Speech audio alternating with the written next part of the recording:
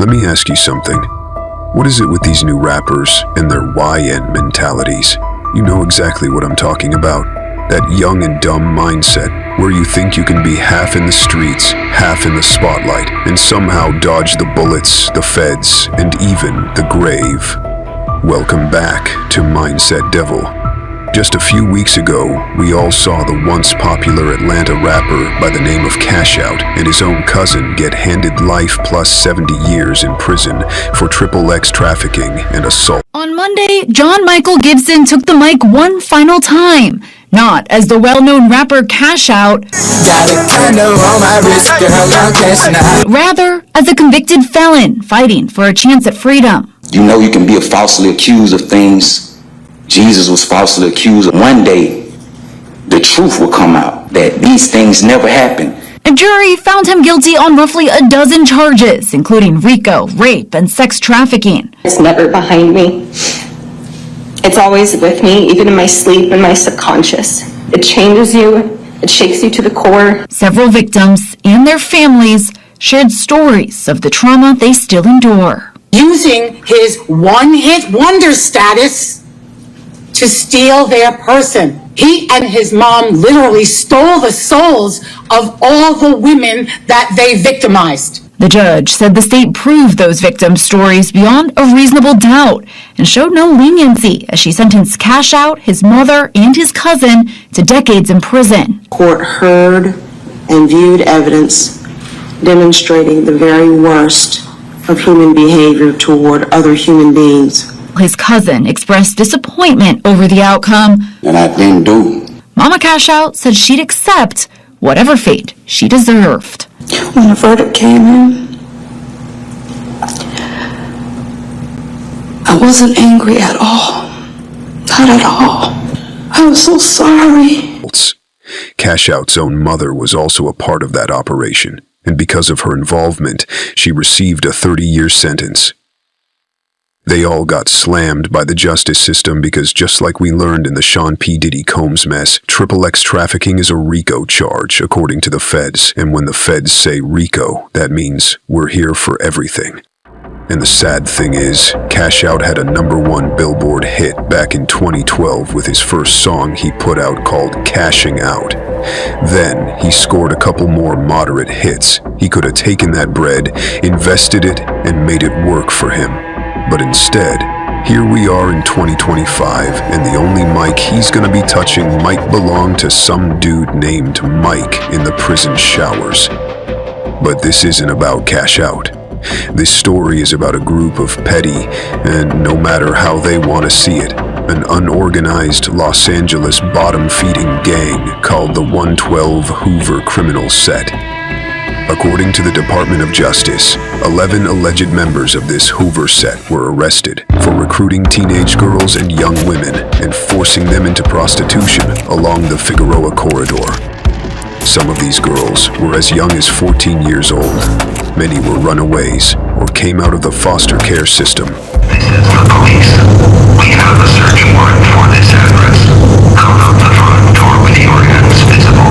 As announcements blared from a loudspeaker and with a drone high above this home on Scarsdale Street in Riverside, agents moved in on the ground, detaining multiple people inside the home, but ultimately arresting this man, 22-year-old Matthew Brooks. But this wasn't an isolated incident, but rather a large-scale operation, with the U.S. Attorney's Office announcing charges against 11 suspected gang members in all, facing charges for an alleged sex trafficking operation that spanned the Figueroa corridor of Los Angeles.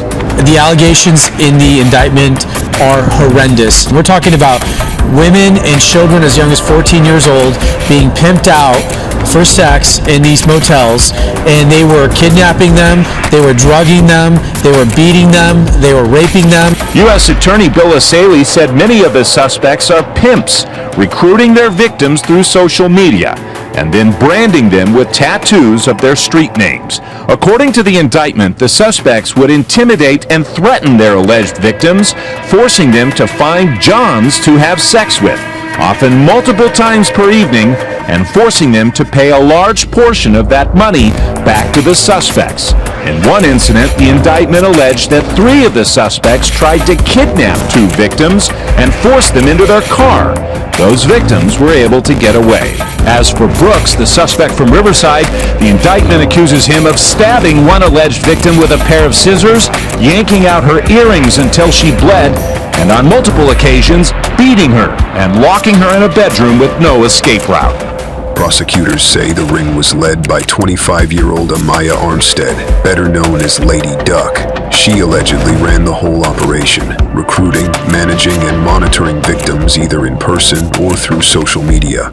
In some cases, she promised them a luxurious lifestyle to lure them in. Once trapped, the girls would be driven to the track, dropped off on the Figueroa corridor, and forced to solicit themselves to desperate pay pigs. The crew also created online ads to sell them, like they were running some sort of legit business. Every dollar these girls made had to be turned over to the gang.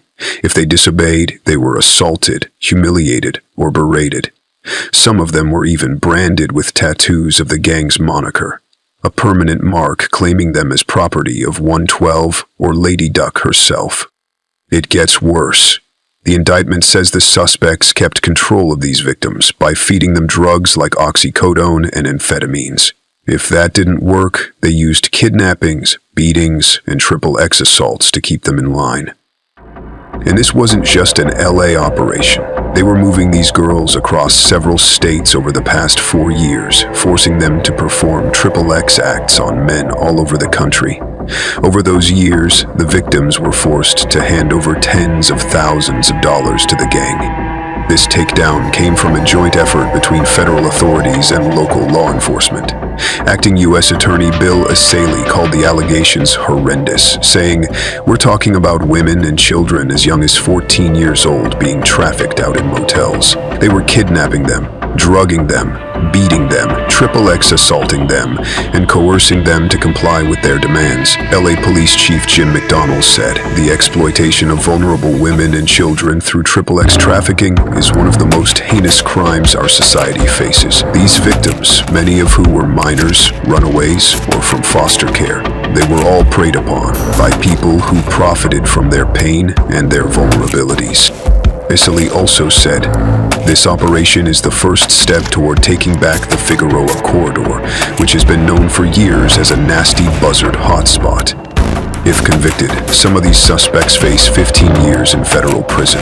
Others could spend the rest of their lives behind bars. And let's be clear, in the federal system, you're doing damn near every day of that sentence.